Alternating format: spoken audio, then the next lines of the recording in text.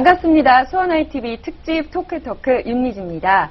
3월 한 달간 특집으로 보내드리는 토크토크. 지난 시간에 모셨던 윤성균 수원시 제1부시장님에 이어서 수원시의 환경과 도시재생을 책임지고 계신 분이시죠. 수원시 제2부시장님 이재준 부시장님 모시고 이야기 나눠보도록 하겠습니다. 부시장님 어서 오세요. 예, 안녕하세요. 네, 반갑습니다. 네, 이 자리에서 또 수원시 공직자 여러분, 또 시민 여러분들께서 많이 지켜보고 계신데요. 기억에 남을 수 있도록 멋있는 자기소개 한 말씀 부탁드릴게요. 예, 수원 시민 그리고 공직자 여러분 감사합니다. 수원시 제2부시장 이재준입니다. 수원시가 100만이 넘어서 제2부시장 제도가 신설되어서 전국 최초로 제가 도시재생과 환경 분야를 맡게 됐습니다. 평소에 신조가 모든 일은 계획으로 시작되고 또 노력으로 성취되고 교만으로 망친다 이런 신조를 갖고 있는데요. 노력하고 교만하지 않으려고 노력하고 있습니다. 네. 제가 좀 외워가지고 한번 써먹어 볼까 했는데 좀 기셨어요. 네. 계획으로 시작을 하고. 모든 일은 계획으로 시작되고 예. 노력으로 성취되고 노력으로 성취가 되고 교만으로 망친다. 망친다. 예. 굉장히 뜻이 깊은 그런 신조를 가지고 계신데요. 어떻게 생각하세요? 이번에 올해 2월이죠. 작년 2월이었나요? 전국 기초자치단체 최초로 수원시의 제2부시장으로 신설을 되셔서 취임을 하셨고 지금이 3월이니까 딱 1년이 지나가고 계세요. 감회도 굉장히 새로우실 네. 것 같으신데요. 벌써 1년 2개월이 지났네요. 네. 굉장히 시간이 빨리 갔습니다. 그동안 공직자들과 굉장히 열심히 일했습니다. 그런데 해보니까 굉장히 어렵네요. 네. 그동안의 소감을 말씀하라면 말하기는 굉장히 쉬운데 네. 행하는 굉장히 어려운 것 같아요. 그만큼 일하는 게 그동안 공직자들 일하는 게 어려웠다라는 걸 많이 실천합니다. 네, 말하기는 쉽지만 행동은 정말 어렵다. 정말 딱 맞는 말씀인 것 같은데요. 네. 1년 동안 오시면서 가장 아쉬웠던 부분들도 있으실 것 같고요. 이거 하나는 정말 자랑스럽다라고 생각하시는 부분도 있으실 것 같아요. 생각을 해보신다면 어떤 걸 꼽을 수 있을까요? 일은 사람과 사람과의 관계에서 이렇게 일을 하는데 공직자분들하고 충분한 더 많은 대화를 못한 게 조금 아쉬워요. 네. 물론 많은 노력을 했습니다만 워낙 일이 바쁘다 보니까 우리 일선에서 일하시는 공직자 개개인들과 대화를 충분하게 못했던, 이렇게 만족하지 못하는 부분이 좀 아쉽고요. 네. 잘했다는 것은 그동안 관과 민의 관계가 좀 소원했습니다. 민이 이렇게 의견을 제안하거나 네. 또 같이 일을 하기에는 어려운 구조가 있었는데 그나마 우리 시장님, 염태영 시장님과 함께 민간 거버넌스 협의체를 잘해서 그래도 전국에서 주민자치 1번지로 손색이 없을 만큼 민과 많이 대화를 한 것은 많이 자랑스러운 부분이라고 할 수 있습니다. 네, 시민과의 소통에 어떻게 보면 이 처음부터 공직자의 길을 걸어오신 말 그대로 공무원 이런 분들과는 약간 다른 부분도 없지 않아 있기 때문에 더 시민들의 입장에서는 반가운 분이 아니었나 이런 생각도 한번 해보거든요. 네, 그런 의미에서 이 시민과의 소통 특히 요즘 유행하고 있는 이 SNS 부분에서 활동이 굉장히 활발하신 편이에요. 제가 알아본 바로는요, 이 블로그도 개인적으로 운영을 하고 계시고, 매일 하루에 한 번씩은 적어도 트위터, 페이스북 이런 곳들에서 다 활동을 하고 계시고, 팔로워도 많이 있는 걸로 알고 있는데요. 이 하루에 한 번씩 글을 올리기가 굉장히 귀찮고 좀 어려운 일이거든요. 스스로 다 이걸 작성하고 올리시는 건가요? 행사를 제외하고는 대부분 제가 올립니다. 네. 이게 어려운 부분인데 아침에 출근했을 때 그리고 퇴근했을 때 그래도 시민들과 그래도 많이 대화할 수 있는 창구가 네. SNS예요. 페이스북이나 트위터나 블로그도 그런 방면인데 그렇죠. 많은 대화를 하는 부분으로서 열심히 보고 또 의견 개진을 하려고 노력하고 있어요. 네, 이 SNS를 활용해서 시민들과 이야기를 하다 보면 따뜻한 댓글도 많이 보실 것 같고요. 네. 때로는 비판적인 조금은 뜨끔한 그런 댓글들도 많이 보실 것 같아요. 기억에 남는 댓글이 있으시다면 어떤 게 있는지 궁금하네요. 아무래도 시민과 호흡하는 거버넌스를 아마 그래도 제일 수원시가 잘하고 있는데요. 네. 제가 주로 그런 역할을 많이 하고 있는 편입니다. 그러다 보니까 시민들이 그런 점에서 굉장히 따뜻한 격려와 갈채를 많이 보내주고 계세요. 네. 곳곳에서 행정이 시민들에게 다가오다 이런 표현을 많이 쓰면서 일선 공무원들이 그런 노력을 저한테 많이 자랑도 해주시고 네. 또 격려도 해주시고요. 또 많은 정책 제안도 해주십니다. 네. 가장 난감한 것은 네. 개인적인 이해관계를 SNS로 올리시는 분들도 꽤 있으세요. 개인적인 이해관계라 하면 예를 들어 어떤 게 있을까요? 우리 동네 최근에 올라온 페이스북에 올라온 내용인데요. 네. 체력 단련실에 보일러가 고장이 났다. 물론 이제 공익적인 측면에서 시가 해줘야 됩니다. 네. 근데 너무 이해관계가 작은 부분에 대한 네. 것을 올렸는데 그래도 저는 성실하게 또 우리 관계자하고 이 얘기를 해서 우리 관이 문제가 있다면 들어줘야 된다고 생각하고 지금 조치를 하고 있습니다. 네, 아무래도 이 페이스북, 트위터 같은 SNS의 장점이자 이건 단점이 아니라 약간은 에피소드일 것 같긴 한데요. 예. 직접적으로 소통을 하는 게 가능하다 보니까 걸러지지 않기 때문에 그런 이야기까지 어떻게 보면 작다고 할까요? 아니면 굉장히 개인적이고 사소한 일일 수 있는 일들까지 들리는 걸 보면 아, 내가 수원시민과 굉장히 가까이 있구나 라고 굉장히 많이 느끼실 것 같아요. 예. 목표치 같은 거 있으세요? SNS 활동에 대한 팔로워를 몇 명까지 내가 만들겠다 이런? 뭐 그런 목표치를 구체적으로 생각하지는 않았는데요. 네. 적어도 댓글이 100명이나 1000명 이렇게 갔으면 와. 얼마나 좋을까 하는 현재 생각을 어느 했어요. 정도인지 한번 여쭤봐도 괜찮을까요? 가장 많은 댓글이 뭐 한 4, 50회 정도 있었어요. 그것도 굉장히 많은 편인데요. 저도 개인적으로 이 페이스북 하면서 댓글 7개 올라왔다고 굉장히 좋아했던 적이 있는데 부럽습니다. 네. 제이부 시장님은요, 우리 수원시에서 환경 그리고 도시재생 분야를 담당하고 계세요. 아까 말씀드렸듯이요. 수원시의 환경과 도시재생 열심히 뛰고 계시는데 객관적으로 한번 생각해 보셨을 때 우리 수원시의 현 시점에서 환경과 도시재생 분야 어느 정도 위치에 있다고 생각하세요? 환경과 도시재생의 슬로건을 이렇게 내고 도시정책의 제일 목표로 삼았을 때는 그만한 이유가 있습니다. 네. 60년 정도만 해도 우리가 10만이었던 인구가 지금 110만 아시다시피 이렇게 폭발적으로 인구가 증가됐어요. 그렇죠. 아마 대한민국 모든 위성도시, 수도권의 대도시들이 그렇게 모든 겪고 있는 현상이긴 하지만 특히 수원시가 제1지자체가 된 수준 정도로 급격히 성장을 했습니다. 네. 근데 또 이면에는 엄청난 후유증이 많습니다. 대표적인 것이 이제 구도심은 점점점 낙후되고 신도심으로 상권이나 살기 좋은 도시 주거가 이렇게 형성되는 측면이 있고요. 네. 또 한편으로는 자연환경이나 여러 가지 인간소외 등의 불현상이 많이 나타나는 거죠. 그래서 지금 우리 110만 수원시가 제일 목표로 잡아야 될 것은 네. 예전에 우리가 누렸던 쾌적한 자연환경을 또 생활환경을 다시 회복하는 것, 또 구도심, 특히 행궁을 중심으로 한 네. 팔달물 주변의 상권과 그 주변의 일대를 다시 살리는 것, 이것이 제1 정책 과제라고 생각합니다. 네. 거기에 지금 제 일선에서 뛰고 있습니다. 네, 그러면 이 구도심, 낙후된 구도심을 살리기 위한 정책들 수원시에 굉장히 많이 이루어지고 있는 걸로 알고 있는데요. 대표적인 것들 몇 가지만 소개를 해주신다면 어떤 게 있을까요? 지금 이제 추진되어 왔던 재개발, 재건축이 22개 지역이 있는데요. 네. 이거 지금 경기 때문에 굉장히 어려움을 겪고 있습니다. 네. 그 어려운 재개발, 재건축을 순조롭게 진행하기 위해서 지원책이나 또 구제 대책에 대해서 노력을 하고 있고요. 이것은 조합원과 또 비대위, 반대하는 비대위와 충분히 지금 대화를 하면서 노력하면서 정책을 짜고 있고요. 네.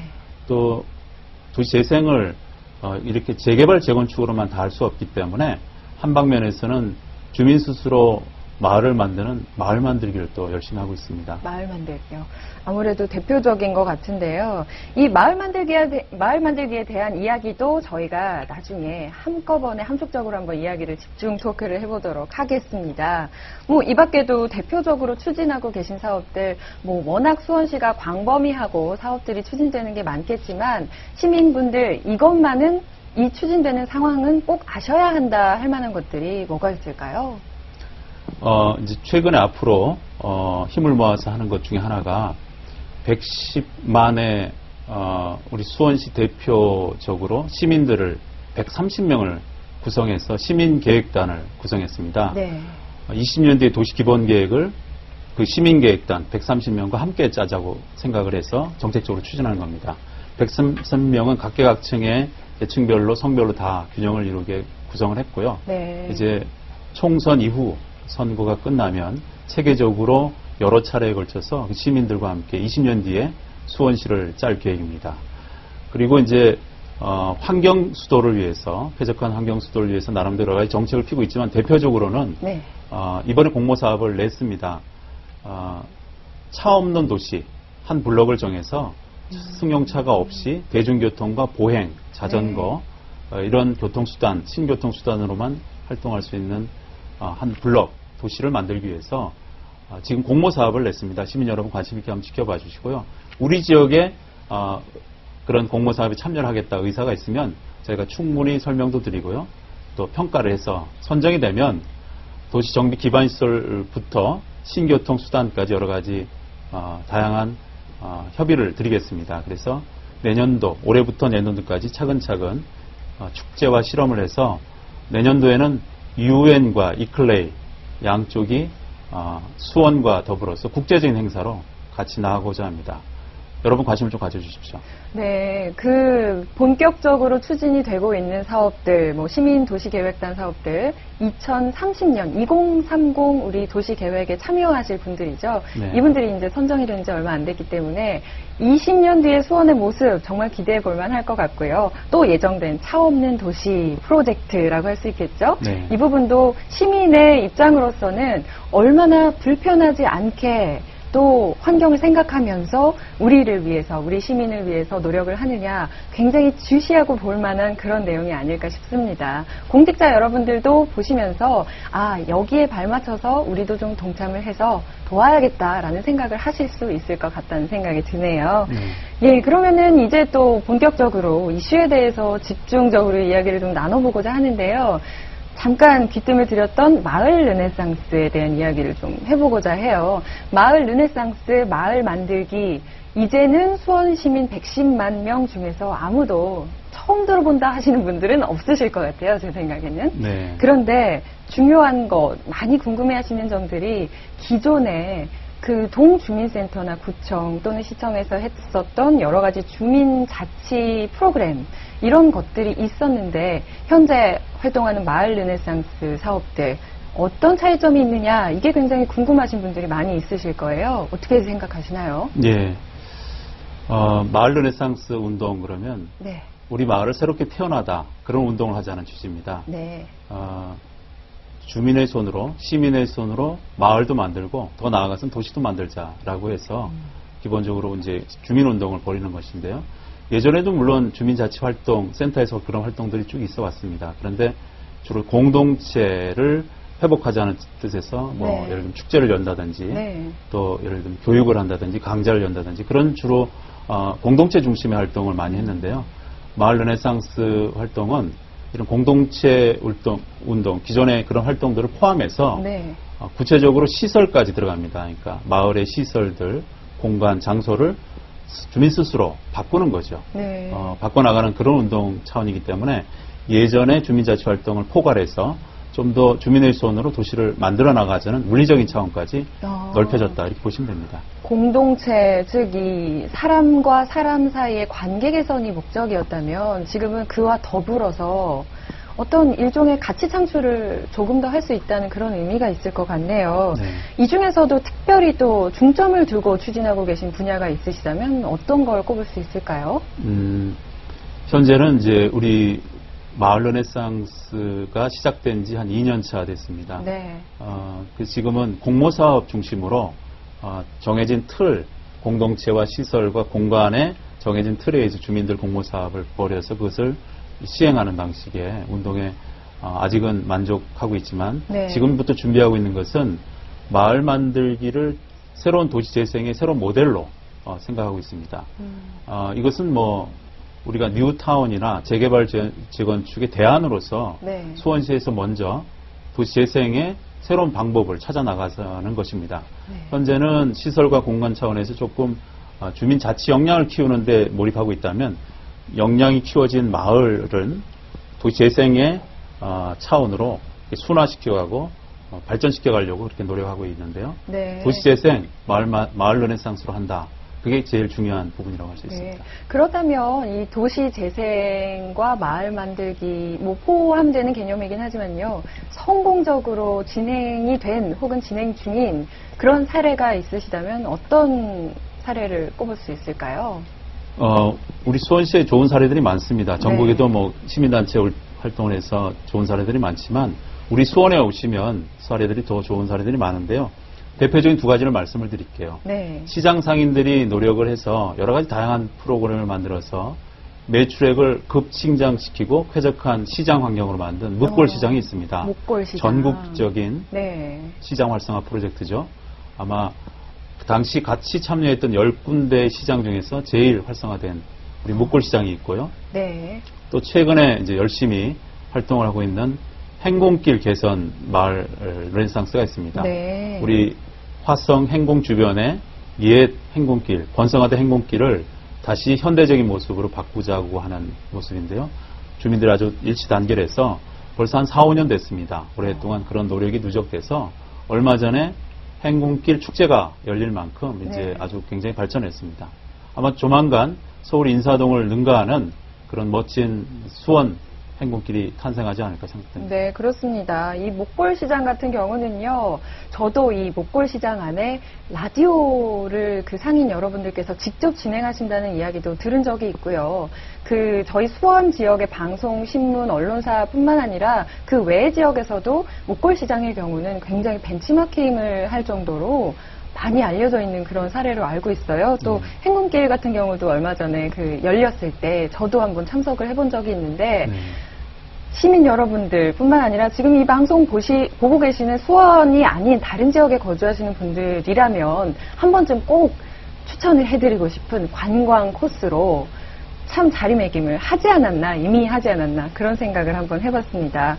좀 추상적인 마을 만들기 관련한 질문을 좀 드리려고 해요. 이번에는 제2 부시장님께서 꿈꾸고 있는 마을, 이 두 글자. 마을이란 어떤 건지 설명을 해주실 수 있을까요? 저 개인적으로는 굉장히 생태적이면서도 주민자치적인 또 주민들과 함께 할 수 있는 그런 마을을 상상하긴 합니다. 예컨대 생태마을 같은 걸 옛날부터 많이 꿈꿨는데요. 그거는 이제 일반화시키기는 어렵고요. 생태마을은 생태적인 삶 속에서 마을 공동체를 이루는 여러 가지 삶이 있습니다. 전 세계에 1200개 마을 있고 대표적으로 한 60여 개의 마을이 아주 대표적인데요. 그런 마을을 예전부터 꿈꾸긴 했지만 그걸 일반화시킬 수는 없고요.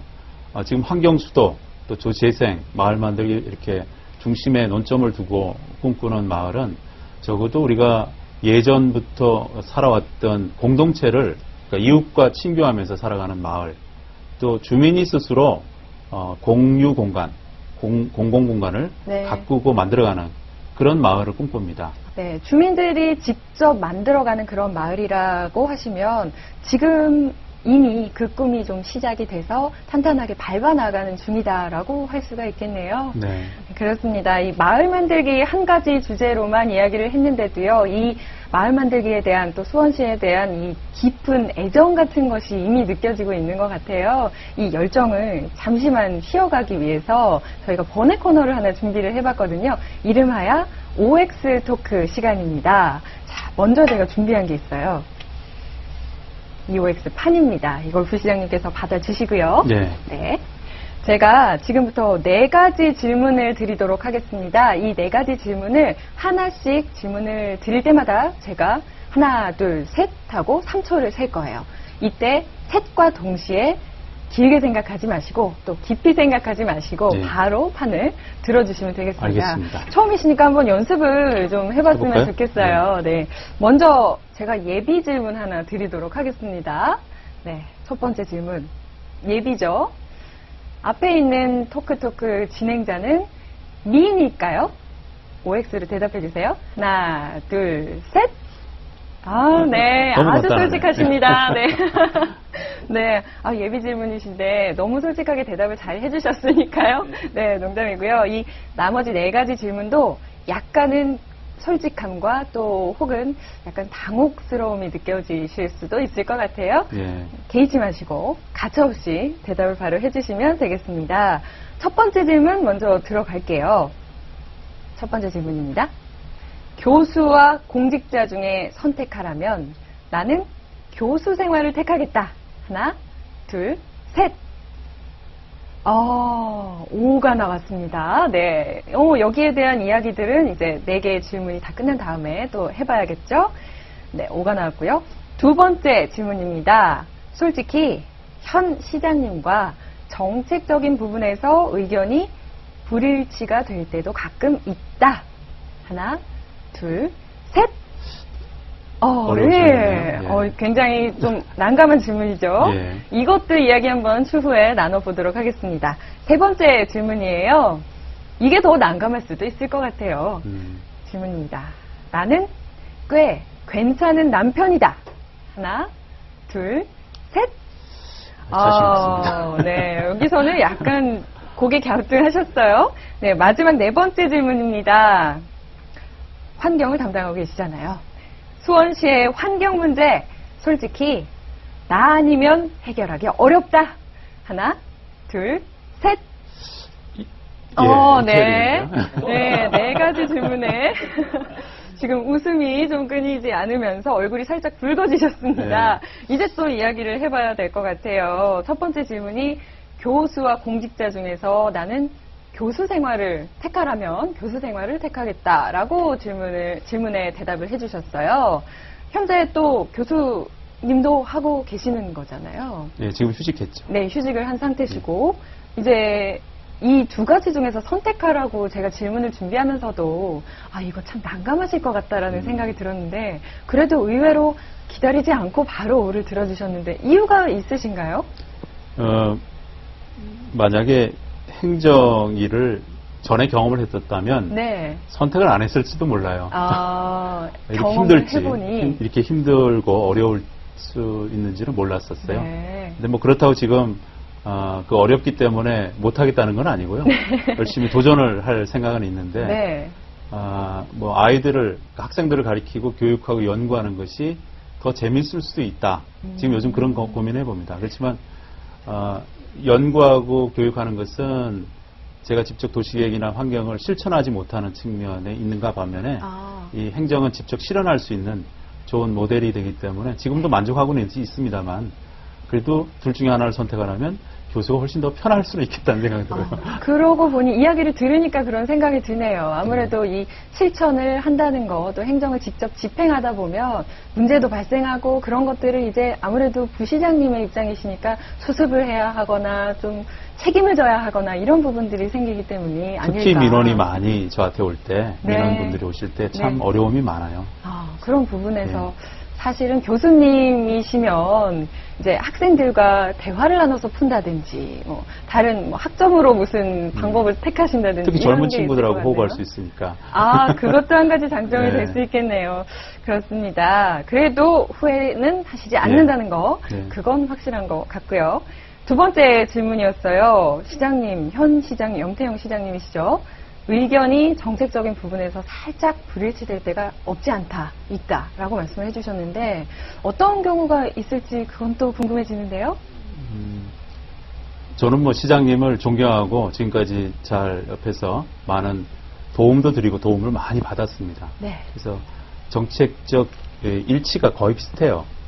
그래서 아마 큰 트러블도 없고 네. 그분의 정책 의지에 큰 반대 의사는 없는데 이제 구체적으로 시 행정을 하다 보면은 중요한 사안에서 좀 다를 수도 있습니다. 네. 지금까지 몇 경우가 있었는데요. 그때마다 충분히 제가 설명을 드렸고 학자로서 또 초보적이지만 이제 제2부 시장으로서 행정을 열심히 하려는 그 의지적인 측면에서 많은 설명을 드리고 또 이해를 구하면 시장님이 또 받아주시기는 대부분 하였습니다. 네. 그래서 큰 트러블은 없었고요.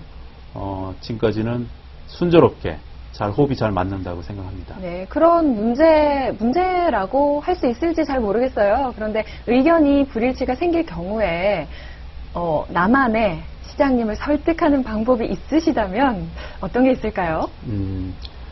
그 시장님은 진정성이 있으신 분이에요. 또 특히 남의 그 논리를 잘 기울이십니다. 그러니까 끊임없이 설득하려고 충분한 논리를 갖고 말씀을 드리면 네. 지금까지 시장님이 그러니까 당하지 않은 경우가 없었고요. 논리적이면 이해를 하시고 받아주십니다. 그게 우리 시장님의 장점이에요. 네. 저는 그동안 15년, 20년 가까이 이렇게 시장님 옆에 있으면서 시장님이 그런 데에 대해서 주저함이 없으셨다. 그래서 기꺼이 또 제2부시장 역할을 맡았습니다. 네.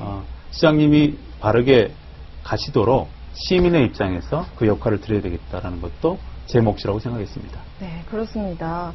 대화를 해서 그런 문제들을 해결하시겠다라고 아까 맨 처음에 관계라든지 대화를 중시 여기신다고 말씀을 하셨는데 이런 부분에서 또 그런 면들이 드러나는 게 아닌가 하는 생각이 드네요. 어쨌든 시장님과 문제가 뭐 이런 의견 불일치가 생기면 부시장님이 설득을 해서 이기신다고. 네, 그렇게. 이기는 건 아니고요. 네, 뭐 표현이 조금 뭐 과장이 됐습니다만, 뭐 그렇게 해석을 해도 네, 괜찮을 것 같습니다. 세 번째는요, 나는 꽤 괜찮은 남편이다. 이 질문에 유일하게 X를 해주셨어요. 뭔가 좀 미안하신 것도 있으실 것 같고, 뭐 스스로 점수를 한번 매겨볼까요? 몇 점 정도짜리 남편이다 생각을 하시나요? 점수를 매기지 못할 만큼 저 아내와 자식들한테는 잘 못했어요. 네. 그 이유는 이제 저는 굉장히 일을 좋아하는 스타일이라서 교수 시절에도 연구에 굉장히 몰입을 했어요. 또 밖에 프로젝트를 많이 했었는데 네.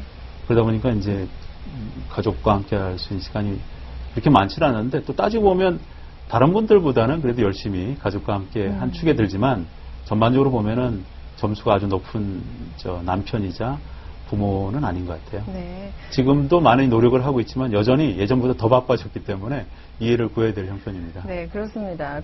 아까 행군길 이야기를 드렸을 때 제가 그 행사에 참석했다고 말씀을 드렸는데 그때 그 제2부시장님의 자제분과 또 이제 아내분을 함께 뵀습니다. 그때 굉장히 느낀 게요. 정말 이 가족은 닮았구나. 정말 똑같은 얼굴을 가진과 동시에 삶의 방식도 굉장히 비슷할 수 있겠구나. 이런 생각까지 들 정도로 저한테는 뭐 소위 판박이다. 이런 느낌이 들었는데요. 자제분들에게 애정도 좀 남다르실 것 같으세요. 어떤 분들이신지 또 아버지로서 이런 아버지가 되고 싶다 하는 바람이 있으시다면 어떤 게 있으신지 궁금하네요. 제가 태어나서 가장 훌륭하게 한 일 중에 하나가 네. 아이를 셋 뒀다는 거예요. 정부 정책에 아주 잘 부응하고 있습니다. 네. 열심히 잘 훌륭하게 키우려고 노력하는데 네. 다만 이제 부모 역할로서 많은 대화를 하고 이해를 시키고 또 같이 놀아줘야 되는데 네. 그런 시간을 많이 못 보내줘서 좀 아쉽죠. 그렇지만 건강한 아이로 잘 자라고 있습니다. 네. 나중에 아이들이 지금 실례지만 자제분들이 학생이신가요? 다들 학생이죠. 네. 학생, 세 분 다 학생이시고, 정말 우리 수원시 시책이 많이 필요하신 그런 것 같은데요. 자제분들이 다 이제 장성을 하셔서, 우리 아버지 이런 분이셨어. 라고 했을 때, 어떤 분이셨어? 라고 이제 원하시는 그런 수식어가 있으실까요? 지금 어떨지는 모르겠는데요. 네. 이렇게 불려졌으면 좋겠어요. 아이들한테. 우리 아버지 참 열심히 사셨어. 일에 최선을 다하셨어. 그리고 국가와 민족을 위해서 그래도 노력하셨어. 이런 얘기를 좀 들었으면 하는 바람이에요. 지금 그럴지 어쩔지는 잘 모르겠어요. 네. 충분히 그렇게 생각하고 있을 거라고 생각을 합니다. 또 마지막 문제 이야기를 해야 될 것 같아요. 그리고 그 전에 많은 분들이 왜 교수와 제2부시장을 선택을 하라고 하지? 라고 궁금하시는 시민들이 많이 계실 것 같아요. 참고로 말씀을 드리면요. 99년부터시죠. 협성대학교에서 교수로 현재 재직을 하시고 지금 휴직하신 그런 상태라고 할 수 있습니다. 많은 분도 혹시 궁금해하실까봐 말씀을 드린 거고요. 수원시의 환경 문제 네 번째 질문이었어요. 솔직히 나 아니면 해결하기 어렵다. 이 질문에는 또 조금 망설이긴 하셨지만 오라는 대답을 해주셨습니다. 어떻게 생각하세요? 네. 사실은 저 아니면 안 된다는 그런 건 없을 거예요. 아마 누군가 역할을 하실 건데 우리 공직자분들도 열심히 하고 계십니다. 근데 적어도 그런 자세 없이 제2부 시장 역할을 하지 않으면 안 되겠다는 생각에서 주저없이 O를 했고요. 열심히 해야 되겠다, 또 최선을 다하겠다는 각오로 O를 했을 뿐이지 꼭 저 아니면 안 되겠다는 생각은 아닙니다. 그렇게 오해하지 마십시오. 네, 아유 오해 안 하실 거예요. 뭐 그런 마음가짐으로 열심히 임하겠다. 다 예, 그렇게 해석하시리라 그런, 네 믿습니다. 환경 이야기가 나와서 말인데요. 또 우리 수원시에서 환경 수도 이걸 제가 두 번째 이슈로 한번 잡아봤어요. 작년이죠. 2011년에 수원시가 환경 수도 선언을 하셨습니다. 이때 온실가스를 2005년 대비 40% 수준으로 절감하겠다라고 목표치를 내세웠고요. 뭐 이렇게 환경수도 수원이다라고 선언을 한다는 게 어떤 의미로 다가올지 궁금합니다. 예, 아까 말씀드렸지만 우리는 초스피드로 도시 성장이 이루어졌기 때문에 많은 후유증, 특히 환경 파괴가 많이 이루어졌습니다. 그래서 제1가치로 환경수도를 선언했고요. 그것을 시민과 기업과 행정이 같이 하는 선언식을 작년 9월에 개최를 해서 지금 환경수도 1번지로 이렇게 나아가고 있습니다. 네. 2005년 대비 2030년에 탄소 감축 40%의 의미는 지금 전 세계가 우리가 알다시피 기후변화에 여러 가지 어려움을 겪고 있습니다. 네. 그래서 환경수도의 목표를 예전에는 생태적인 목적으로 또 예전에는 뭐 실천적인 목적으로 여러 가지를 잡고 있지만 가장 시민들이 알기 쉽게 실천할 수 있는 목표가 탄소 감축으로 잡았고요. 왜 40%냐 하면 선진국의 대부분의 선진 행정을 하는 환경 정책의 목표가 2005년 대비 한 40%, 우리보다 더 많은 데는 60%까지 하고 있습니다. 네. 런던 같은 경우에는. 그래서 그런 도달하기에 적정하고 최선의 목표치가 40% 정도를 잡았는데요. 우리 열심히 노력해야 됩니다. 네, 그렇습니다. 그런데 40%라는 게 아무래도 거의 절반 가까운 수준이기 때문에 목표를 내세웠지만 과연 어떻게 지켜나갈 것이냐 하고 의구심을 가지시는 분들도 계실 거라는 생각이 들어요. 여러 가지 활동 또 계획이 있으시겠지만 그 얼마 전에 지자체 중에서 최초로 도입한 카쉐어링 제도 이런 것도 이 환경수도 수원을 향해서 나아가는 어떤 하나의 축이 될 수 있을 것 같은데 어떻게 생각하세요? 예, 40% 달성하려면 각계 분야가 다 노력을 해야 됩니다. 네. 그래서 3개 분야 9개 과제를 우리가 만들어 실천하고 있는데요. 네. 특히 중요한 것이 우리 수원을 잘 평가하고 따져보니까 네. 두 군데에 탄소 배출이 가장 많았습니다. 수송, 교통 측면이 한 30%, 네. 또 가정, 우리가 생활하면서 실천하면서 드는 전기나 실생활에서 약 한 25% 정도가 네. 그러니까 대다수가 거기서 나왔습니다. 온실가스가요. 온실가스 배출이. 예. 다른 지자체 같으면 주로 이제 제조업에 많이 되는데 수원은 이제 첨단 산업이 많기 때문에 산업은 조금 적게 배출이 되고 네. 주로 수송과 가정에서 많이 배출이 돼서 저희가 이제 중점으로 하는 것이 수송 분야에 첨단 교통 시스템을 도입하고 주로 보행과 자전거나 이렇게 대체 화력이 없는 화석 연료가 없는 분야의 교통수단을 이용하는 것이 좋겠다라는 것이 큰 축의 지금 흐름이 있고요. 네. 또 한 축으로는 이제 가정에서 우리 시민들의 자발적인 실천 노력에 의해서 감축을 하는 게 좋겠다. 그래서 그 부분에 굉장히 역점을 두고 시민사회와 함께 굉장히 노력을 많이 하고 있습니다. 네, 그렇습니다. 또 이 여러 가지 수송 분야, 가정 분야 이 두 가지 중에서도 저희가 알고 있는 것만으로도 굉장히 많은 그 제도들이나 이런 것들이 수원시에서 많이 시행이 되고 있는 걸로 알고 있는데 대표적인 거 몇 가지만 소개를 좀 해주세요. 예, 아까 생태교통 페스티벌도 아주 대표적인 사업입니다. 한 블록에 차 없는 도시를 만들겠다는 거 있고요. 또 하나는 이제 카쉐어링이라 해서 자동차를 함께 쓰는 운동이죠. 네. 자동차 한 대를 여러 사람이 같이 필요할 때 쓰는 제도인데 스위스 같은 나라는 전 국민의 1%가 카쉐어링 제도를 하고 있습니다. 그만큼 아주 네. 보편화되고 있어요. 자동차를 사지 않고 필요할 때 정차되어 있는 차를 같이 이용하는 겁니다. 여러 가지 효과가 있는데요.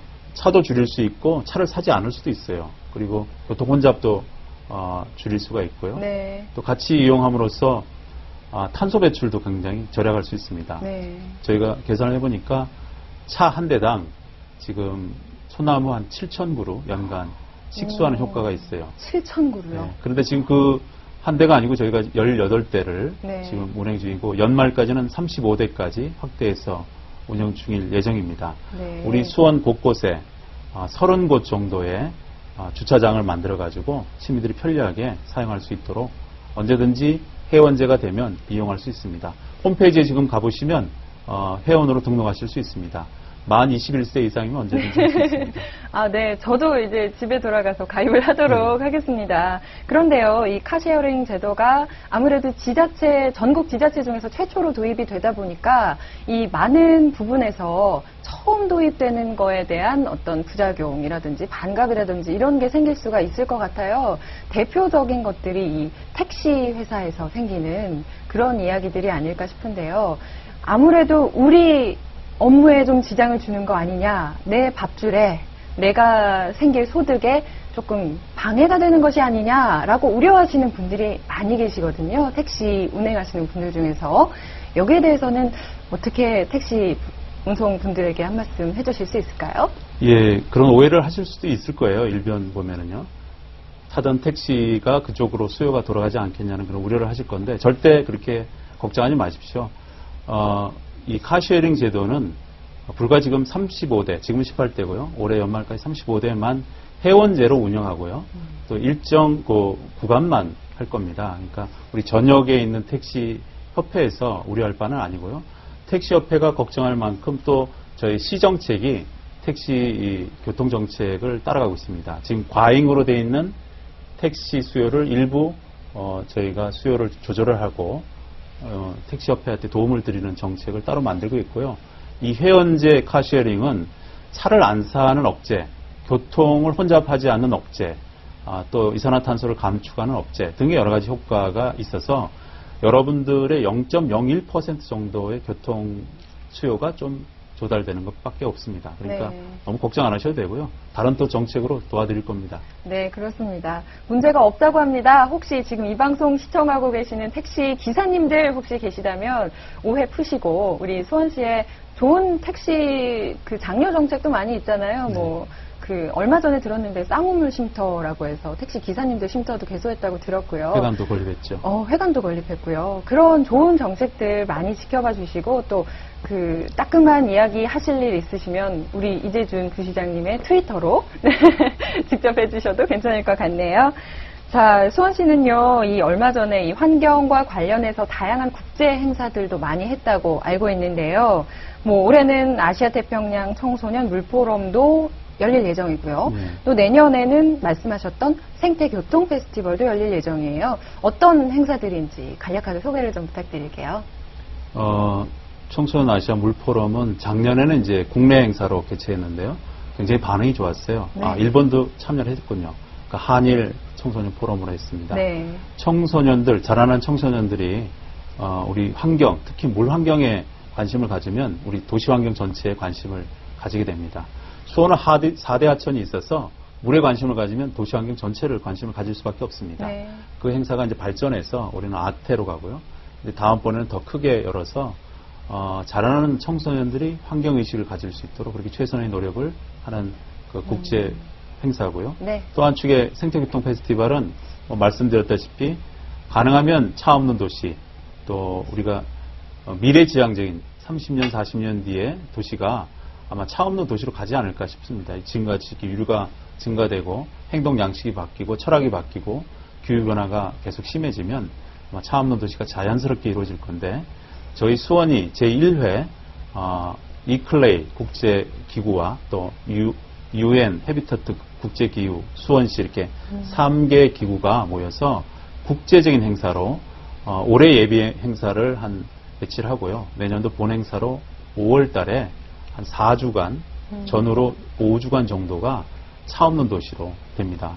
그럴 때 모든 생활 양식과 패턴을 기록하고 다큐멘터리를 찍고 영화화시켜서 과연 사람들이 어떻게 대응하느냐, 우리가 뭘 준비해야 되느냐를 기록하고 방송하고 또 연구하는 겁니다. 그 국제적인 행사로 가는 건데요. 아마 우리 시 공직자도 다 참여를 하고요. 모든 분야 공직자들 또 시민들이 많이 참여를 하셔서 같이 한번 연구하고 또 즐기고 참여하면 아마 21세기, 22세기 이런 미래의 교통과 도시의 모습을 우리가 체험하고 보실 수 있다 생각이 듭니다. 네, 그렇습니다. 내년 5월에 본격적인 그 페스티벌이 시작이 돼서 많은 분들이 참여하시는 기간이 되는데요. 네. 어떻게 참여하실 수 있는지 그런 방식이 구체적으로 현재 나와 있는 상태인가요? 예, 아마 3월 2일자 공모안이 이제 됐고요. 3월 7일 날 우리가 시에서 공식 설명회가 있습니다. 그리고 여러분들이 필요하시면 언제든지 주민주치의한테 달려가서 설명회를 할 계획입니다. 4월 달에 두세 군데의 지역을 선정해서 우리 수원을 잘 알리고 의지가 있는 지역 주민의 의지가 있는 곳을 선정해서 올해는 차 없는 도시의 예비 실험을 축제를 몇 군 이렇게 행사를 해서 의지를 모으고 또 실험도 해서 내년도 사업을 준비하고요. 내년도 본 행사는 말씀드렸다시피 4주간 하는데요. 이때 우리 수원뿐만 아니라 전국 전 세계에 그 새로운 교통수단을 제조하는 제조업자, 또 교통을 연구하는 학자나 시민단체, 또 다양한 축제 경험자, 학술단체, 이렇게 모든 기관과 관심 있는 사람들이 모여서 할 수 있습니다. 저희가 사무국을 만들어서요, 그런 분들을 다 초빙을 할 예정이고요. 관심 있게 보시면 시범사업과 더불어 사무기구가 생기면 언제든지 이렇게 같이 할 수 있습니다. 관심을 가져주시고 지원하시고 함께 하시죠. 네. 지금까지 이야기를 많이 나누어 봤는데요. 이야기를 나누면 나눌수록 느껴지는 점이, 정말 환경, 그리고 도시재생, 이 분야에서만큼은 그저 일적으로 관심을 가지고 계신 게 아니라 아무래도 정말 그 개인적인 그 감성에서부터의 애정이 나오기 때문에 이런 관심사에서 비롯돼서 지금의 자리까지 오시는 그런 분이 아닌가라는 생각이 드네요. 개인적으로 궁금한 게 있는데요. 이런 환경이라든지 도시재생, 이런 분야에 관심을 갖게 된 계기라든지 시점에 대한 이야기를 좀 해보고 싶어요.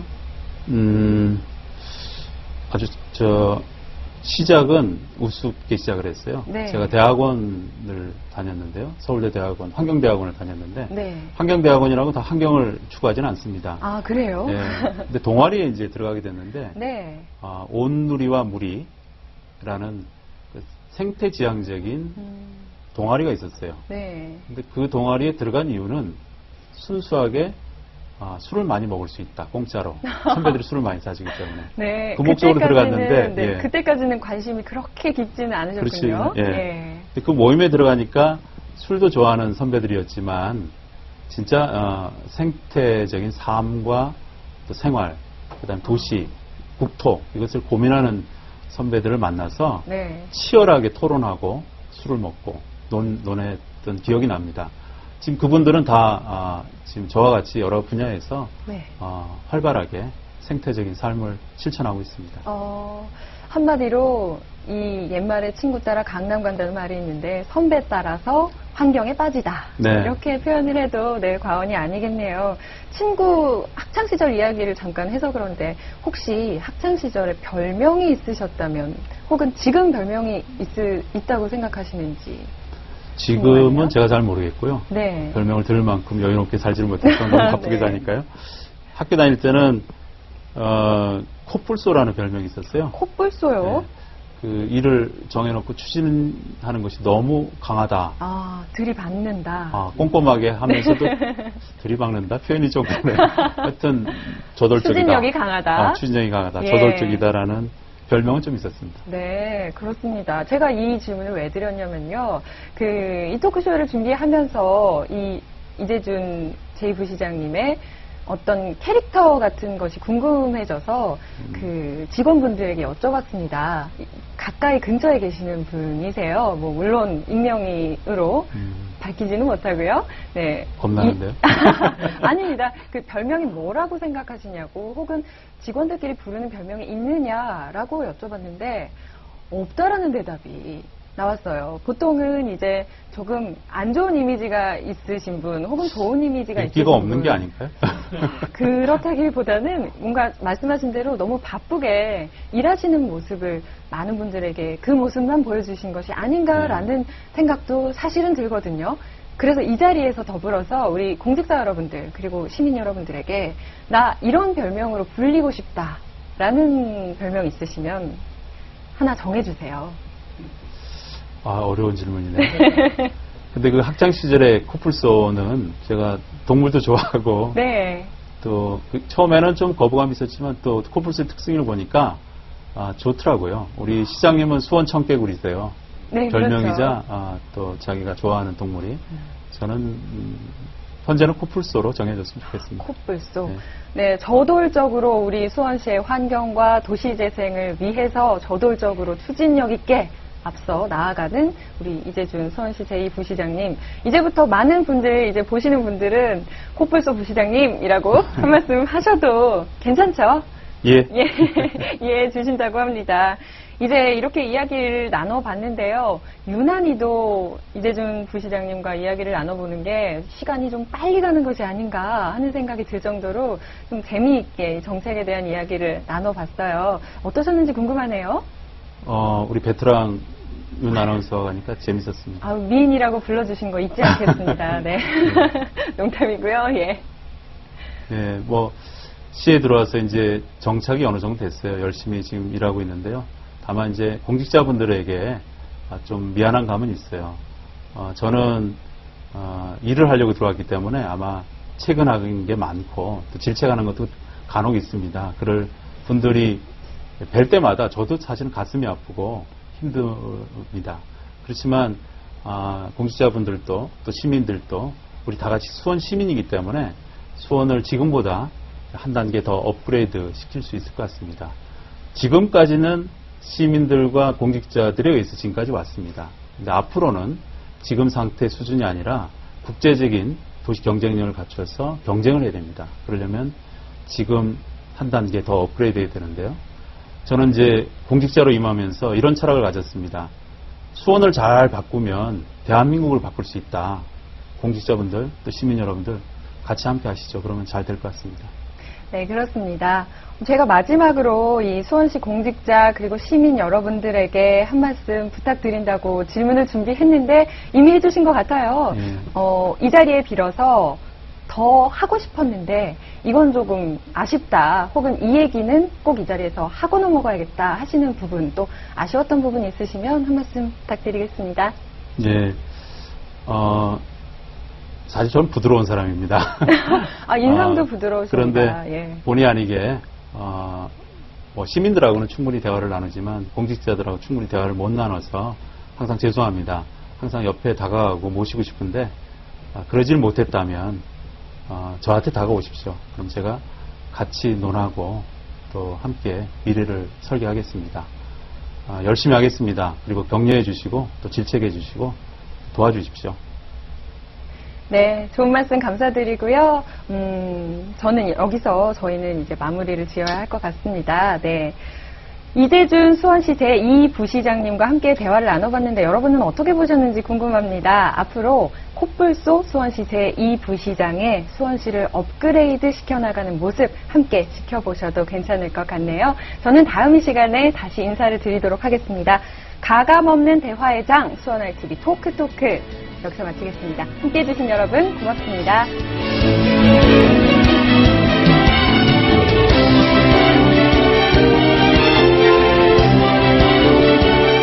제가 좋아하는 글귀 중에 이런 말이 있습니다. 혼자 가면 빨리 갈 수는 있는데 함께 가면 멀리 갈 수 있습니다. 우리 함께 거버넌스 행정으로 또 함께 어울려서 미래를 설계했으면 좋겠습니다. 수원시 미래는 수원 ITV 토크토크와 함께 파이팅!